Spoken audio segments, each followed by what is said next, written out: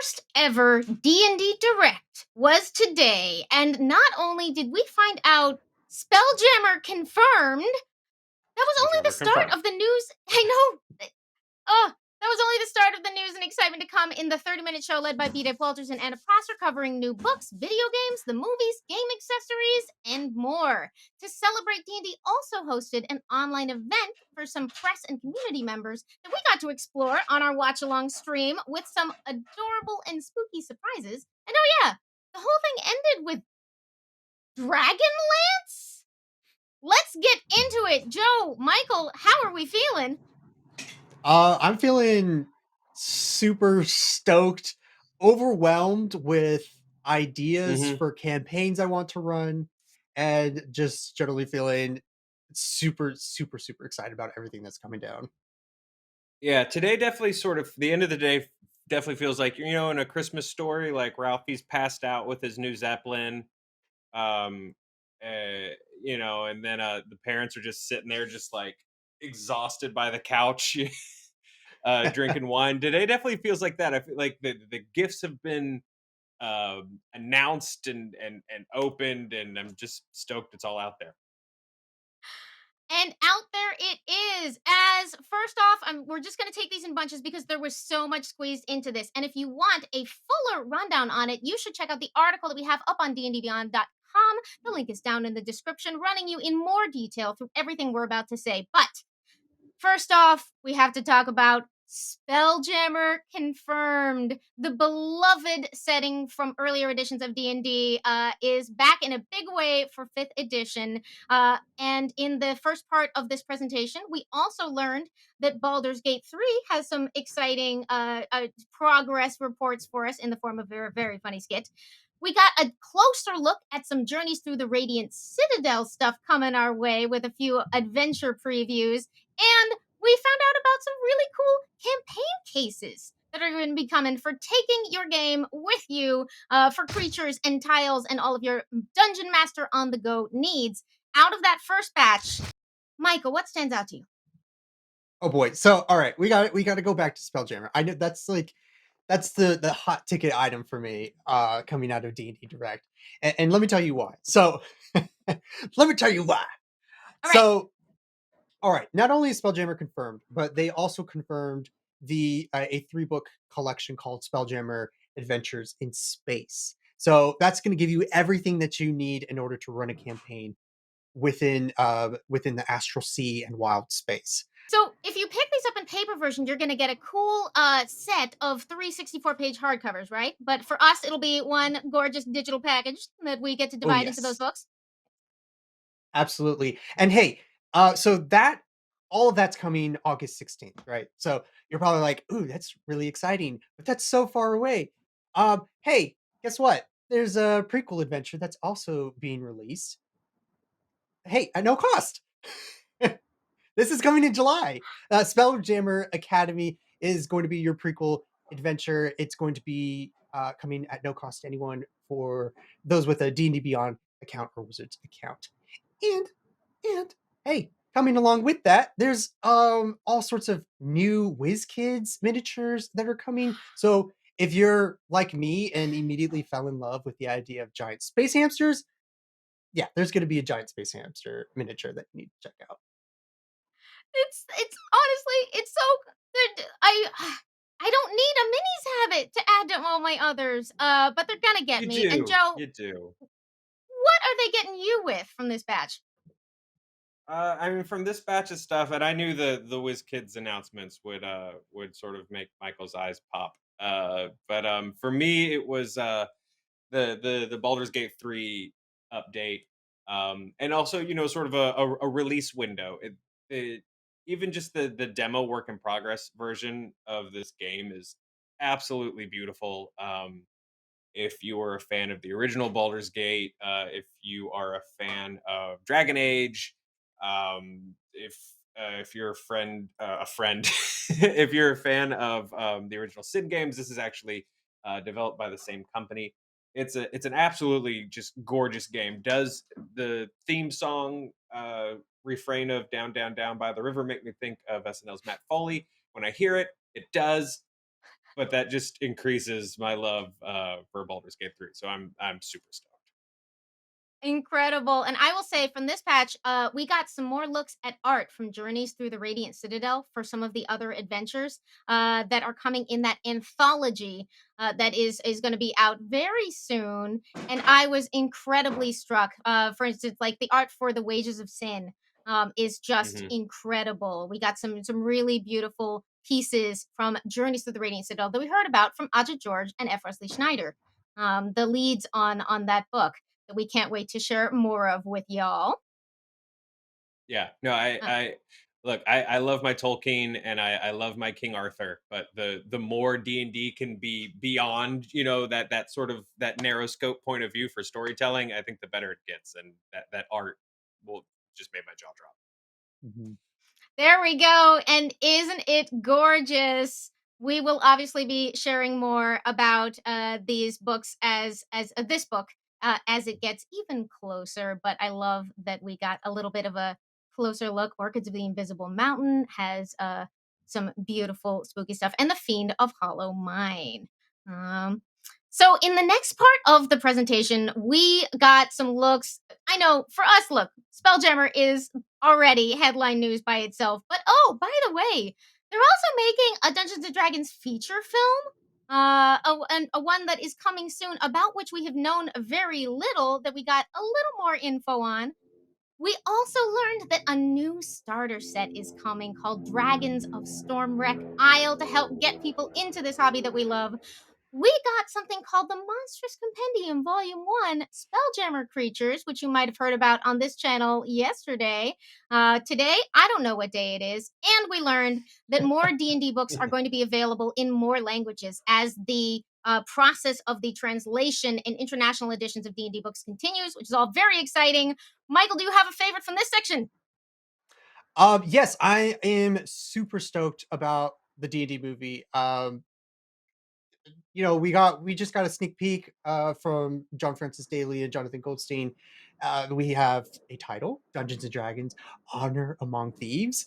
I have theories already because the movie is set in the Sword Coast. So, if you know your factions, perhaps you have an idea of what may be coming. That's not a spoiler or anything. That's me just theorizing. And a release date, March 3rd, 2023. I am particularly excited about the new starter set because there, for me, can never be enough ways to get folks into D&D. That is my favorite thing, and so I can't wait for that to come around. Joe, do you have a fave from this section? I mean, the starter set looks real pretty. I'm excited about the movie. Chris Pine is my Hollywood Chris of choice. So I am. Hey, what? I'm super excited to see what he does. I am upset they passed on my suggestion of the logo reveal having more fire and then a Dungeons Dragons and then ripping off the Mortal Kombat theme. It's something I suggested. Everyone ignored me. Um, uh, but we talked about it at length in some other videos. But I'm stoked about the Monstrous Compendium as this kickoff of free digital content for users. So again, you can get it on the Wizards account or on the Wizards site if you have a Wizards account, and it's available free for all users on DDB. 10 monsters. They won't be showing up anywhere else, just in this free compendium. It's a mix of brand new Starjammer monsters, a mix of some old favorites. There's even like some Dark Sun representation in there that really just cements the fact that immediately after Starjammer being confirmed, everyone can switch to when is Dark Sun coming. And for Which, by the way, Michael, 2 minutes after D&D Direct is when I first saw my very first "Where's Dark Sun" comment. we love things and we want things to all exist at the same time. This is what it is to be a fan. Personally, I understand it. I want every movie all the time. Michael, what's the quick rundown on those books coming to new languages for folks who pick those up? Sure. Yeah. So just as you said, there are new D&D books that are coming to new languages. These include Tasha's Cauldron of Everything, which is going to be releasing July 12th in the languages of French, German, Italian, and Spanish. You're also going to see Monsters of the Multiverse releasing in these languages September 13th. Dragons of Stormwreck Isle, that starter adventure is going to be coming out October 4th in those languages, and then Curse of Strahd October 25th. I'm really thrilled to see this. They started this with the core books, and they're Mhm. sort of trying to expand these reach to the many players for whom this will prove a convenient way to share with their family and friends. As C previously mentioned, I want everyone in the world to play D&D. So in favor. Finally, we have another set of announcements that they closed down with. As if this was not enough, we got some new looks at stuff coming to the Neverwinter game, a Dragon Slayer expansion. We got a commercial promo teaser. What do you call trailer? There we go. That's what it's called. Legends of the Multiverse, a new actual play series that D&D is doing with all my favorites, all your favorites, every favorite, in an incredibly cool. The music was fantastic for that trailer. I'm jumping ahead. We'll get into it in a second. A new miniatures gaming thing coming from WizKids called Onslaught. And oh yeah, Dragonlance. Joe, talk to me Mhm. of Mhm. Dragonlance. Mhm. Folks, and by folks I mean the two of you and anybody watching at home. Not only did we finally get Dragonlance returning to Dungeons and Dragons for the first time for the first time for the first time in fifth edition. I'm very excited about this. I love the Dragonlance books. The you know the twins trilogy and the original Dragons of Autumn Twilight and those books. Those were like some of my first fantasy books that weren't like Tolkien. You know, like you like know Tolkien is fantasy, and then you're like, oh, there's more, and that was sort of my gateway, right? So I'm so excited about this book, but this is also just like as if a Dungeons and Dragons movie starring Chris Pine were not like intersections of my heart. I'm also a big wargaming fan, and the fact that Dragonlance is also going to have an integrated war game. I Warriors of Kryn blows my mind. So here's what's cool about this. Two reasons why this is dope, and I'm going to list multiple reasons very quickly. Within those two, this will either you can play it separately, you can play them both separately, or they integrate because the story will be concurrent to the war. Like the war in Kryn is the background of the story. So if your party ends up in a war, you can switch tables and put your characters in that war game, which blows my mind. That's something I've just always wanted to be able to integrate seamlessly. Like you're able to insert war into your stuff, but it's always like your player's little corner because TTRPGs Mhm. have a hard time with, like war on an epic scale. So I'm so excited about that. But not only is it a war game, it's a war game designed by two of the gentlemen who have done a ton of award-winning work on Risk and also Battle Masters, which was the very first war game I ever got exposed to as a kid. It was there were two things that every kid wanted when I was little, and it was the GI Joe aircraft carrier, which I'm still convinced never actually existed. And anyone who says they know someone who had it was a liar.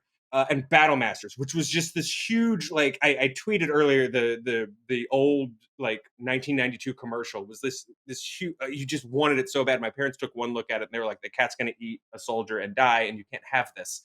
Um, all that to say, like they couldn't have picked two cooler designers for this game. So I am very excited.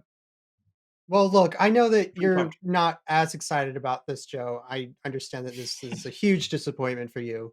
But I'm really excited about Dragonlance and what this really means for the future of D&D. Sorry, I just had to. Of course, I also am, but I will throw in a plug for like that. I'm very curious what the Onslaught game is going to be like coming from WizKids. It's tactical, it's got minis, they're very pretty. And of course, I will be glued to Legends of the Multiverse because I think that series is going to be fun as heck, with some really cool Mhm. players making whatever their magic they're making over Yeah, there for D&D. a lot of Um, forever. I don't know if they did it on purpose, but a lot of forever DMs getting a seat at the table in that game. Mhm. So I'm stoked to be able to see them play. Yes, and we don't officially know anything, but it looked awfully spelljammy to me. So that is another reason to get excited. I think there were like 8 ooze characters, so they Yeah. definitely they all got into the spirit. They know what they're here for, which I appreciate. And finally, if you watched our live stream earlier, you can still catch that on VOD to find out that surrounding this event, D&D made an incredibly cool online experience where some members of the community and press got to poke around a Spelljammer ship, which Michael and I got to spend a few minutes exploring, talking to folks. We solved a murder mystery, Nice. and then we promptly wandered off the edge of the ship where we were abducted into the void of space by some kind of tentacle, and that's actually where we had to leave it. So, Joe, you're just going to have to do all these streams from now on. That's weird. I don't know what our insurance looks like regarding tentacle attacks, but I wish you two the best. It's been real. It's been real. So that was a very cool and fun wrapper to that. You can catch that on VOD. And for all of this info and more, check out the article recap we have up on dndbeyond.com and grab Spelljammer right now during our spring sale, which is running until May 1st and is 20% off all books and premium dice, including the new Call of the Corrupted dice set. And while you're checking that out, please also check out the Jasper's Game Week announcements. Also, in an article on our site with more information. But the auctions are live if you'd like to bid on a seat to be part of this year's charity event, raising money for Jasper's Game Day, an organization that supports mental health and suicide prevention through the love of gaming. There are a lot of ways to support that, but one is to bid on seats. They're available now. This event is going to have folks like Satine Phoenix, Brennan Lee Mulligan, B. Dave Walters, Anthony Rapp, Mark Humes. Oh, me and Joe, and also late breaking one, Travis McElroy. So there's a lot more info and details in that article, but I do hope you will check it out. And stay tuned here as we're going to have a lot more to say about all these cool things coming to the worlds of Dungeons and Dragons. Thank you for watching, and we'll see you next time on D&D Beyond.